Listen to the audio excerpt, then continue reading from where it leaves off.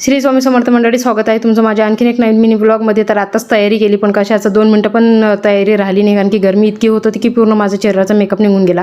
तर आज आम्ही चाललेलो आहो श्री स्वामी समर्थ महाराजांच्या केंद्रामध्ये, आणि इथे आमच्या न्यूला खूप घाई होती केंद्रामध्ये जाण्याची, कारण की आमची न्यू आहे ना स्वामींचं खूप करते. म्हणजे जेव्हा पण मी आहे ना आरती लावते ना स्वामींची, तर ती आहे ना आरती मस्त म्हणते. तर जेव्हा मी तिला सांगितलं ना की आपण केंद्रामध्ये चाललो, तर तिला खूप घाई झाली. तर आता इथं पोहोचलो आहो आम्ही केंद्रामध्ये, आणि आज गुरुवार होता त्याच्यामुळे खूप गर्दी होती.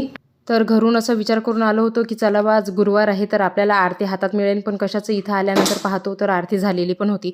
पण जाऊ द्या, इथं केंद्रामध्ये आल्यानंतर इतकं प्रसन्न वाटत होतं की तुम्हाला काय सांगू. म्हणजे केंद्रामध्ये आल्यानंतर माझं मन खूप शांत होते. तर मग आता इथे आल्यानंतर आता सर्वात अगोदर मी दर्शन करत आहो. आणि श्री स्वामी समर्थ महाराजांना कोण कोण जास्त मानते हे मला कमेंटमध्ये श्री स्वामी समर्थ लिहून पाठव जा.